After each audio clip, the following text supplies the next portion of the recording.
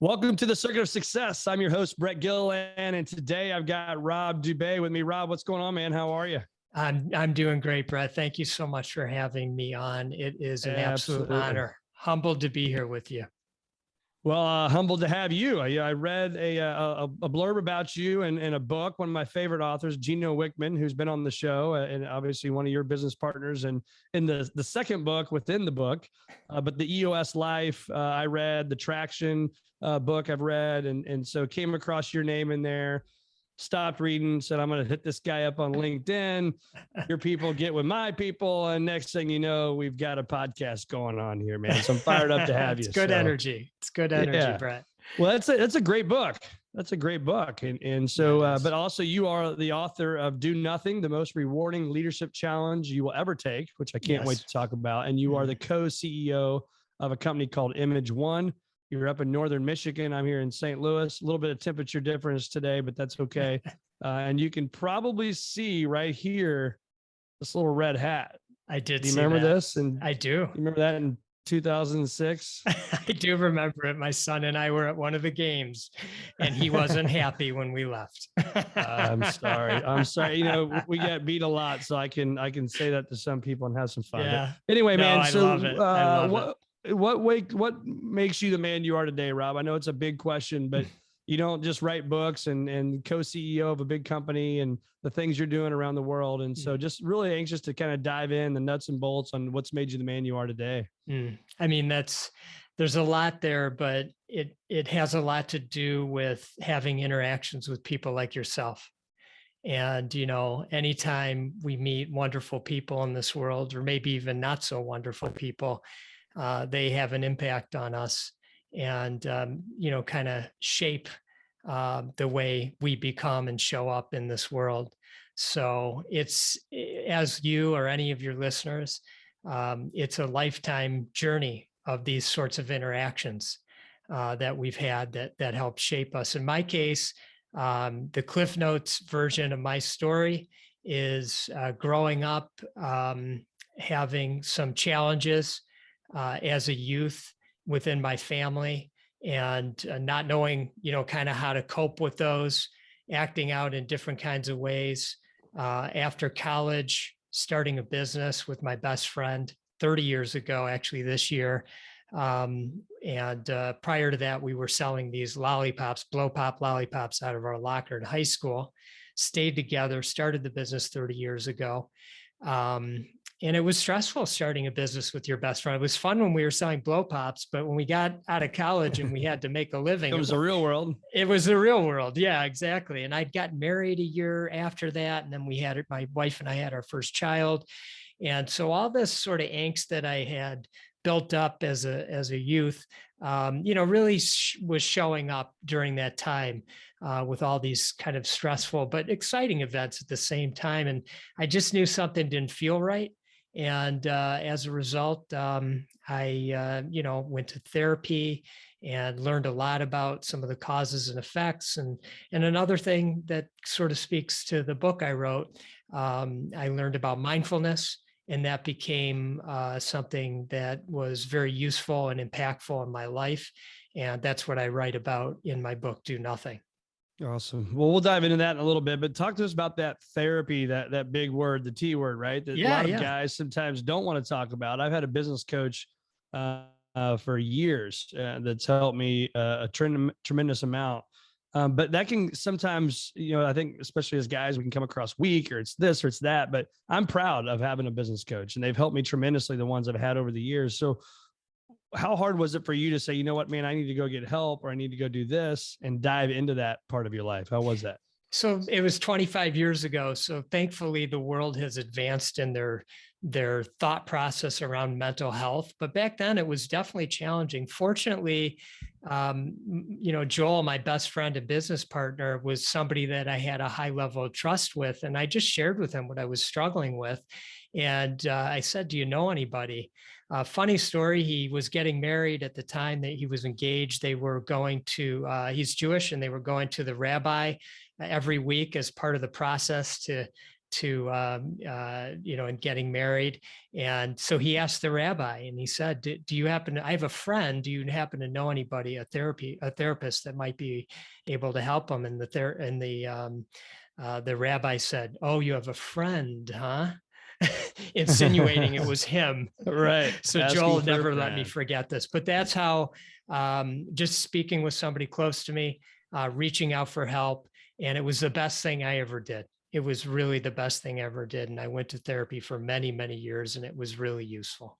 Yeah. Well, it's a big deal, man. I congratulate you on doing that, because it's lonely when you're in your own mind sometimes. Right. And so I think if we can go out there and have an outlet, somebody to talk to, I think it's a great spot.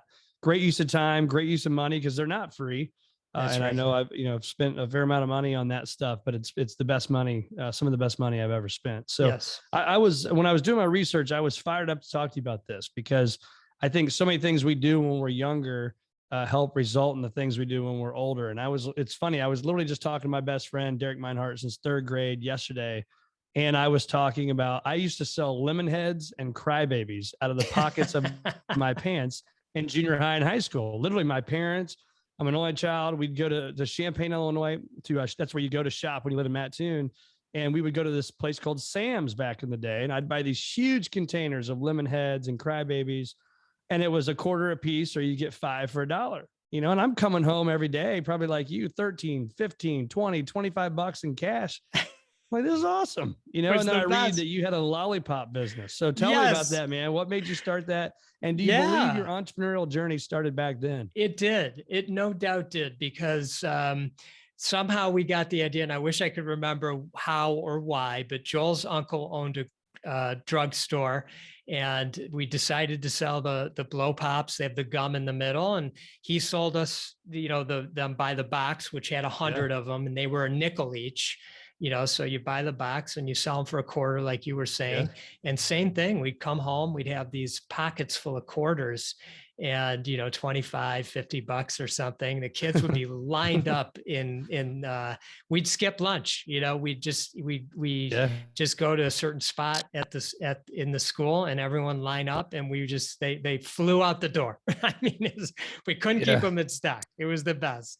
Easiest business. Yeah, it was amazing. Man, I remember stocking my locker. I'd be like, "Oh man, I'm almost out. I got to go back to my locker to get more." And you walk around with these pockets out, and I'm like, "That's right, incredible." But maybe I think, like when I look back to that, I have a statement I say every day. That's a one pager, and I even put in there, remember the beginning. And I said, selling lemon heads. And I think back to those days of the grind and hustle, and maybe I'm making too big of a deal out of it. I don't know. I probably am, but I look back on those times, and I think you learn about entrepreneurship and taking risks, but going to what they call that deep blue water versus the red water where everybody's at. Nobody else was selling candy. That's right. I wanted to do that. And I think in today's world, we got to do the same thing. Go where people aren't hanging out.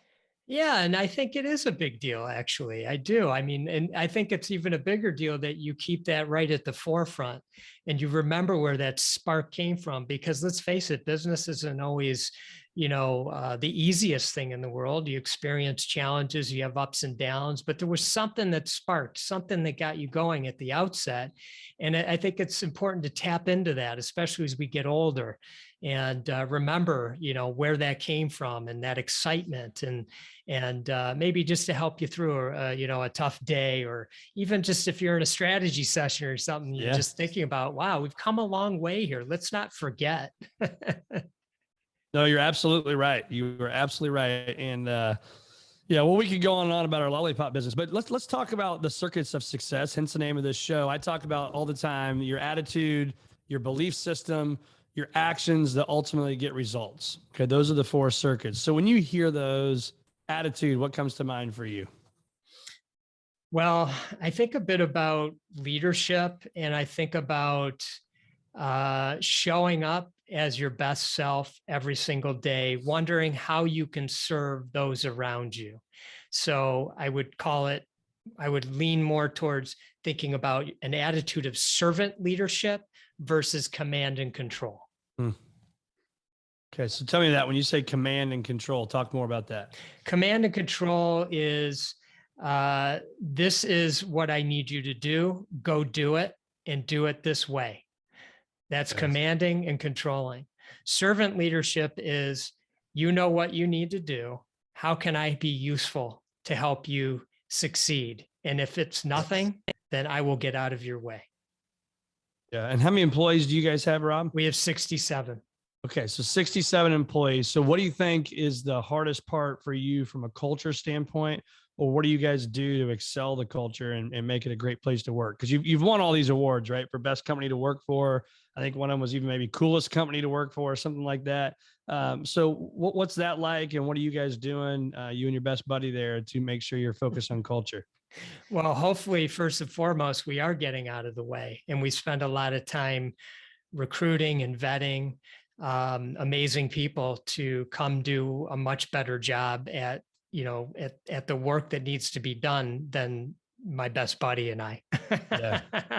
So it starts there. Right? And then once they come, it's how can we help them achieve their life dreams? It's not about retaining them, because it might not be retaining them if we're truly authentic about helping them attain their life dreams. So we have every team member every single year fills out or updates their vision and goals worksheet, which includes the vision for their future, 5 to 10 years, their 1 year goal, their 3 to 5 year goals, and then 101 things that they want to accomplish in their life. And sometimes they can't get 101, but you're shooting for it. And we go through those every single year, and we have conversations with the team members and that are curious, how can I help you? And maybe there's ways that we notice we can help, or maybe there's ways we're not sure. And that comes out of the conversation. Sometimes that leads to them at a certain point leaving the company for a new opportunity, or somewhere that is important for them to be. It could be a new place in this world, and that is so gratifying to know that our paths cross for some period of time, and that we could have an impact on their future in a really positive way. And I'm sure they'll pay that forward. I'm really confident. Others, it's within the organization, and it's really working with them to help understand, to really understand and be curious about how we can get them, whether it be the training, added skill sets, coaching, whatever it might be, to help them attain their goals within the organization. And then it's not always career oriented. Oftentimes it's something personal that they want to achieve in their life. And then how can we be useful there? A fun story I like to share is one common thread that we saw in, I think it was 2018. I think it was the summer before the pandemic, or 2019. I can't remember. We noticed that many people on their 101 things they wanted to accomplish in their life list had skydiving. There was like 15 people. So we, as a surprise, anybody who had that on their list, we gave them a day. We set it up. They all went skydiving together. And then a good number of the company was also invited to come and participate and watch. Yeah. And it became, sort of a team event. And 15 or so, I think a few people who didn't have it on their list said, I wanted to do that. And so we, anybody who wanted to do it got to do it. So it's those sorts of things. Well, it had to be quite a rush watching like 15 or 20 of your people. It was awesome. Jump out of a plane. It was an event that they'll never forget. I'll never forget. And probably one of the more memorable things actually was announcing it. Yeah. Heck yeah. Yeah. The excitement of that, man. I've helped people check off their list. I have the same thing, kind of the 100 ththings I want to do before I die. And I've got them framed in my office. Oh, cool. I love when we hit one and then we can go in and I highlight it and then reframe it. And it's just a fun exercise. So what about the belief system? So if I had to challenge a belief that, to your core, as a husband, a father, a leader, whatever it may be, like, I just know this is a belief of mine. Like, this will help me be successful. What is that? Well, it's beginner's mind. And what I mean by that is that I will question all my beliefs, because who says I have the right answers or the right values in place for every single situation? And so I want to bring myself back to the beginning when I was completely open to all things and approach all situations like that with great openness, deep listening, and not solving. Yeah, so that's what comes to mind for me, Brett. Yeah. And then let's go to the actions. Kind of that third circuit is, if I followed Rob around, all day with the camera, and we did this every day for a month, what are the things that I would see that would be going on day in and day out without fail for you?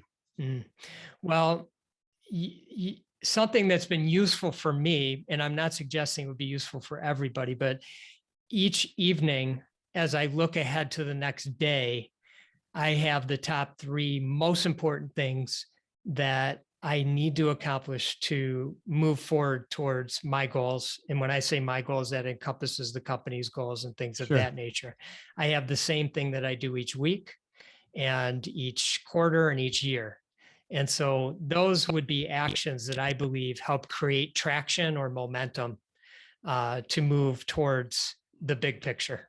Yeah. And what about on days you don't want to do it, right? What do you find that motivation after 20 something years, I believe, of building a company? I mean, there's got to be days where you just don't want to do it. Would that be a fair statement? No. I love that. No, it's not a fair statement for me. No. All right. No, so it's not. So what do you find that, right? I mean, and I feel like I'm pretty much that same way. Like, I love what I do for a living and get fired up to get to go do it every single day. But even still, there's occasionally, man, I was up late with kids' sports. I'm like, I'm a little tired today. I don't feel like it, but you still got to show up and do it. So I guess maybe that's the answer. Yeah, that is the answer, actually. I mean, look, we're not always, well rested or fired up with energy, but you at least in my case, I show up, I'm ready to go. I know what I need to do. I'm clear about it. And I think too, the sooner that you can figure out what you're passionate about and what you're excited about, that's definitely useful. And being around the kinds of people that you want to be around, that changes the game, and so there are people, we always talk at imageOne about being around each other and being lifter uppers, not dragger downers. We're not about drama. I mean, those things happen. We're about how can if we have a difficult situation, which always happens, it's just part of it. It's okay. How can we lift each other up and get into what do we need to do to move forward mode and not into, all the things that are unhealthy mode that don't serve anything and they're just time wasters.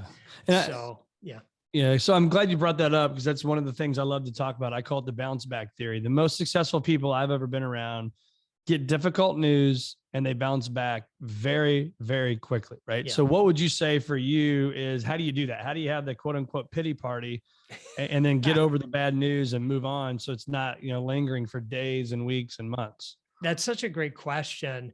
And, I think the first thing that we do and we incorporate in our style, so to speak, is, let's be upset about it for a minute. It's okay. That's a natural emotion. So let's be open and honest and vulnerable about how we're actually feeling.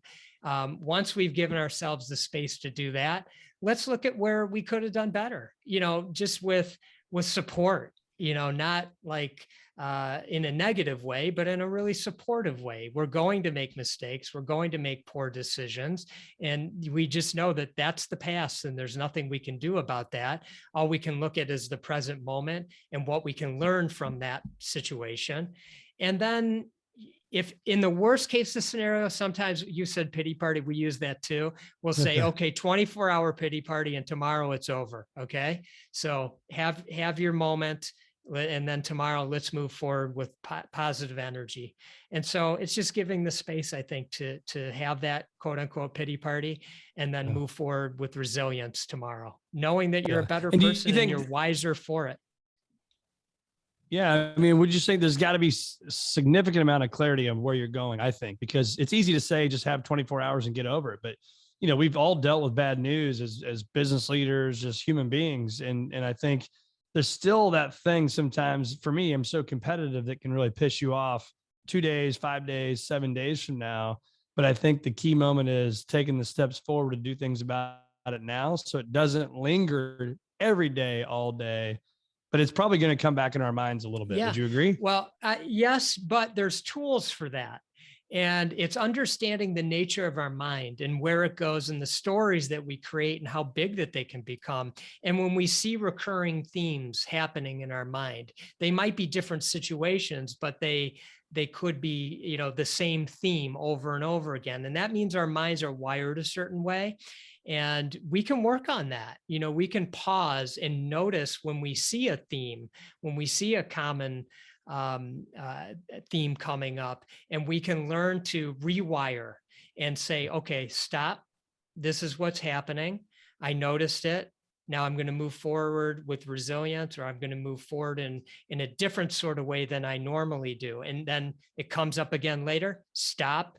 And we have to continue that because we're training our mind in that way. So we don't have these recurring things happening on and on in our minds. Yeah. Yeah. And I think too, again, I always say the roller coaster that as business owners you get on.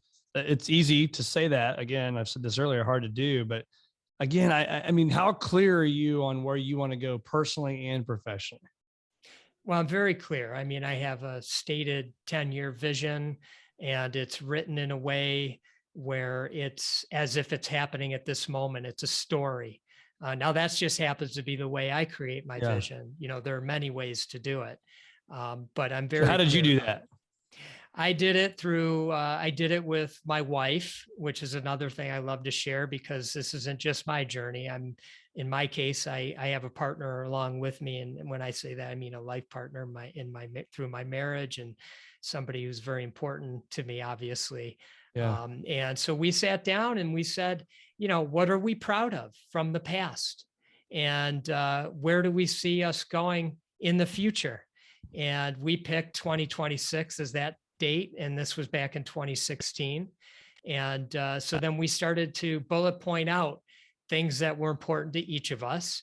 And then where there were commonalities, common themes, areas where we didn't have common themes, and talk about those and how important is it to you? How important is it to me?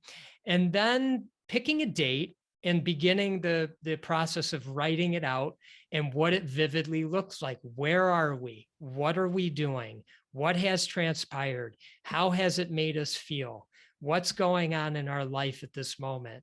And then using that as a draft that we can look to on a regular basis and make updates as things change in our life, because things do change. Yeah. We have kids, for example, and when we wrote it, we thought one thing, and now they're in different places than we thought, and we didn't expect a pandemic to happen. So that changed some things. Yeah. And, so it's a working document, and we read it together monthly. That's what I was going to say. How often are you reading that? Yeah, we read it together monthly, and we just say, does it still resonate? Does all this still make sense for us? Yeah. And we make changes, little changes here and there, usually not big, but little ones. Yeah. And I think that's the key part I've learned over the years, is to give yourself the permission for it to be okay. Right. I used to write these things out. I've had business plans and what I call design statements for years. Yeah. And I read mine, weekly, and my wife certainly knows about all these things as well, which is important.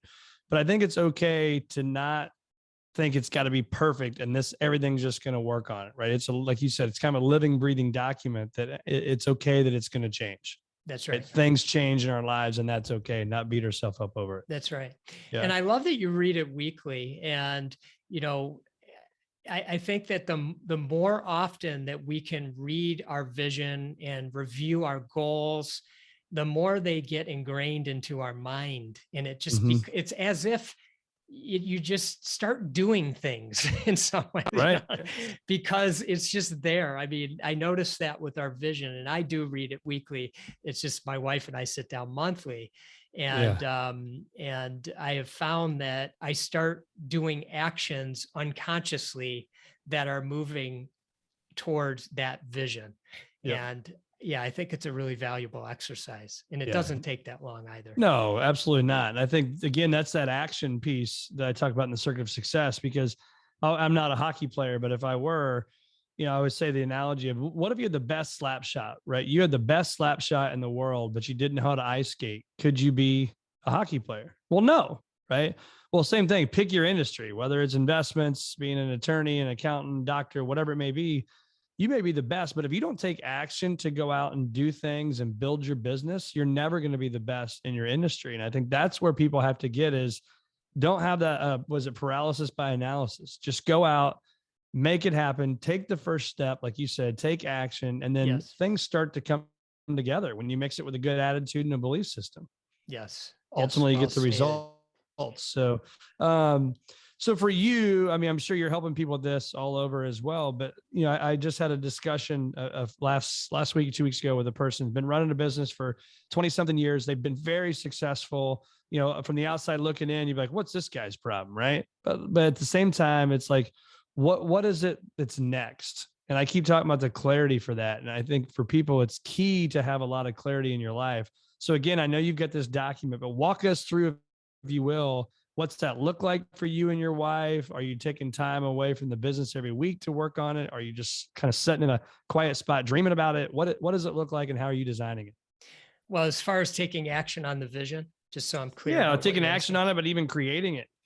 Yeah. So, you know, we used a framework from a place called Zing Train, which is part of a family of companies, funny enough, from a deli in Ann Arbor, Michigan called Zingerman's Deli. Okay. And they are masterful at creating vision, and they have a training component to their family of companies, and it's called Zing Train. And so you could go online and type in Zingerman's visioning process. And there is they have a booklet that will walk you through step by step how to do this. Now Zingerman's, what is it? Zingerman's visioning process. Okay. Yeah. And I first got introduced to it because we took our company to do the Zingerman's process. And there was 15 of us out of the company that went through that to create the vision for the company. And then, you know, once I learned how to do it, it's quite easy, kind of how I described earlier.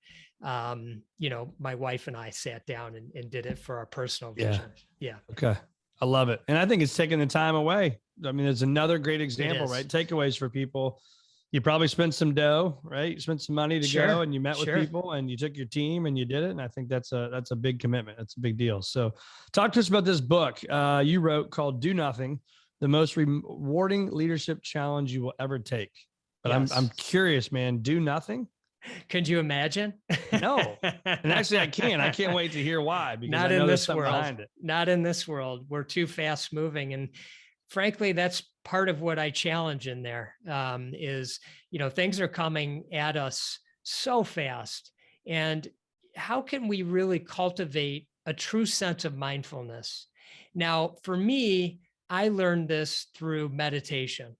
I started in 2005 meditating. I had sold my company in 2004. We had a 3-year contract, as often the case, to segue out. I was in the first year of that contract and I was awfully stressed. From our conversation earlier, I'd never worked for anybody before. This was a large organization and it was like the Titanic, and I just wasn't accustomed to it. And having that sort of foundation of anxiety that was built up earlier in my life, although I had been through therapy, understood where it came from, didn't really make that foundation go away. And it can flare up, so to speak. And that's what was happening. Just so happens I'd read a short article about meditation on this one particular day. I happened to be on vacation with my family, and they were out enjoying the day as they should have been. And I was inside, I was working on a project and I was really stressed out, really on the verge of tears, quite frankly. And I looked across the room at this chair and I just said, hey, go sit in that chair and just try this meditation thing that you read about. And I was pretty skeptical about it, but I was willing to try anything. I sat down and I just closed my eyes and I focused on my breath. And I only did it for about 5 minutes. And at the end of doing that, I actually felt calmer. And I felt a little bit more capable of taking on these challenges, because the challenges didn't go away. They were ever present. The frustrations were still there. So that didn't make any of it go away. I did not go to some Zen place in 5 minutes where it was like, oh, or something. Right. It wasn't like that.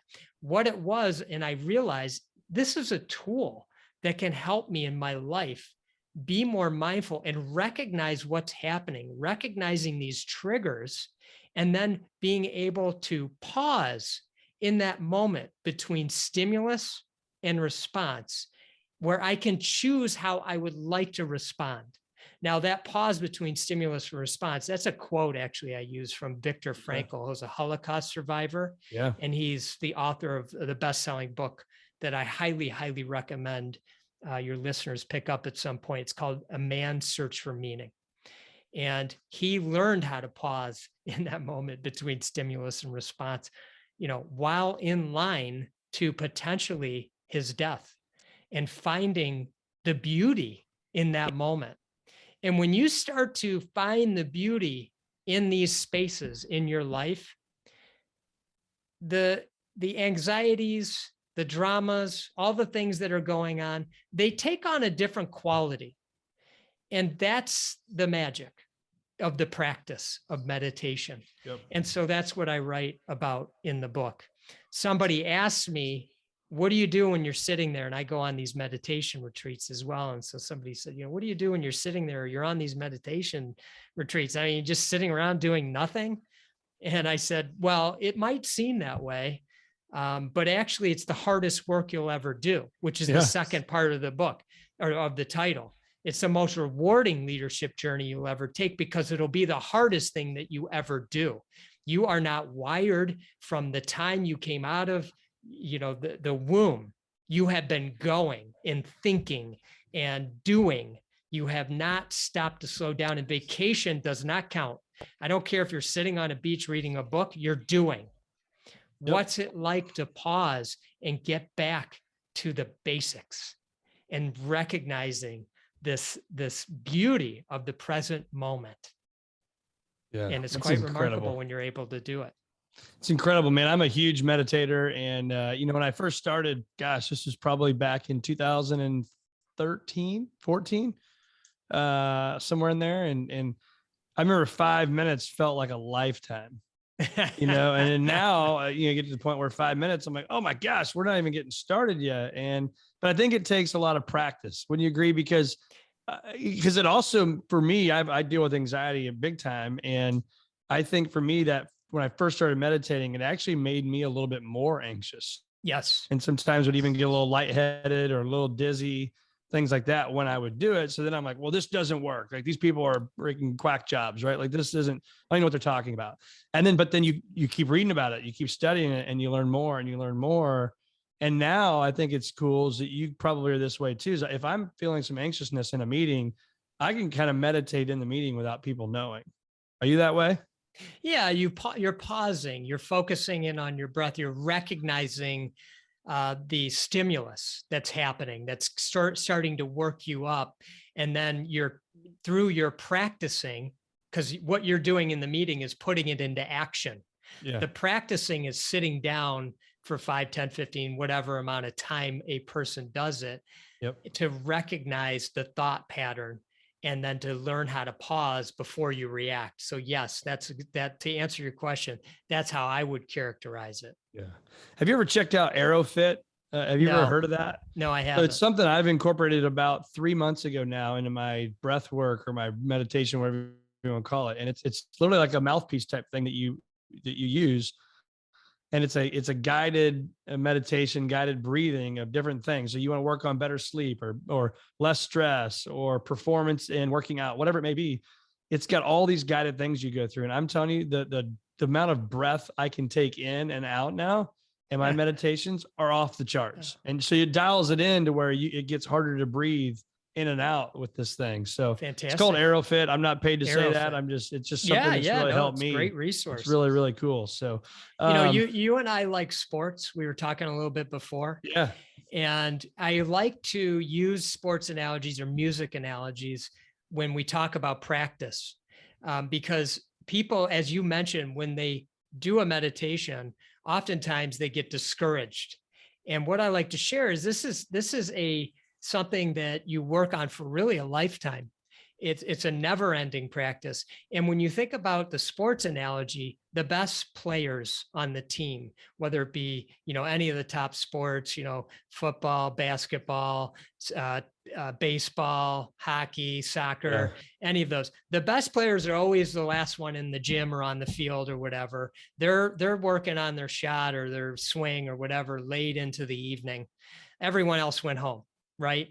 Yep. Musicians, they're playing they're honing in on their craft until they're exhausted. But when the big game's on the line, and they got to make the shot or make the hit or whatever it might be, they could tune out the tens of thousands of people that are shouting for them or against them, and they can deliver. And the musician, when that curtain goes up and they have this amazing performance that has us all in awe, 80,000 people in a stadium in awe of one person. Think about that. They are able to deliver. Now, we're ordinary people, Brett. So our everyday is in that meeting you were talking about, or just grabbing a coffee and it's a long line and you're irritated. That's the big game for us. It's how we show up, and that's through practice. And practice is what it's all about. Love it. Love it. What would you tell yourself now, looking back? You give Rob Dube some advice, some feedback. What would you tell yourself 10, 15 years ago? I would say just follow your path. Allow the things that happen in your life to come up and allow them to be with ease, I should say, not without ease. Allow them to be with ease. Just knowing and having the trust that all these life experiences that are maybe such that you don't want them to be this or you don't want them to be that, they're there to serve you, and they create wisdom, and that will serve you at a later time, and just have trust in that. Love it. What, anything from your phone, if I steal your cell phone from you, is there anything that you would freak out if I deleted, or how's your phone play a role in your life? Yeah, that's a great question. I like that a lot. It really doesn't. So you can have it. Really? Yeah. Has it always been that way, or did you have to build that relationship? No, I learned that it was sucking the life out of me. And so I try to use it in a practical way. At least it's practical for me. And that is, if I need to check my email for some reason when I'm not at my desk, which hopefully is very rare that I need to check my email when I'm not at my desk, I have my email app. I have obviously the texting, and I try to do that with limited people. So it's not, taking up a ton of time. Of course, the phone actually, I still actually use that. And if I want to listen to a podcast like yours or something like that, learning is something I don't mind using it for. But other than that, I just prefer to have it away. So are you good at getting home and putting it away, like up in the bedroom somewhere? I don't need to put it. I don't need to put it away from me. I'm not drawn to it in that way. I just turn it upside down, put it on the counter or whatever. Yeah. That's awesome. That's awesome, man. Well, where can our listeners find more of Rob Dube? Well, thank you for allowing me to share that. DoNothingBook.com is the best place. You'll learn about imageOne. There's some great resources on mindfulness there. How to talk to me about speaking engagements. I host a retreat for leaders every year, so you can find out information about that. I also host a podcast, Brett, Leading with Genuine Care podcast, so you can check that out. And soon to come, the 10 disciplines of managing and maximizing your energy, which I'm in partnership with one of your past guests, Gino Wickman. Awesome, man. Well, I can't wait to look at that. That's going to be phenomenal, because anything I'm sure you're doing with Gino is going to be first class, man. It's awesome stuff. So, well, Rob, I've enjoyed having you on the Circuit of Success, man. I appreciate you sharing your wisdom and lots of takeaways here, and appreciate your leadership and everything you're doing for the people out there. Thank you for reaching out to me and having me. It's been an absolute pleasure, and I'm humbled, and you got a great show, and you're a great host. So I really appreciate the work that you bring to the world. Thank you very much. Thank you very much, buddy. Talk to you later. See ya.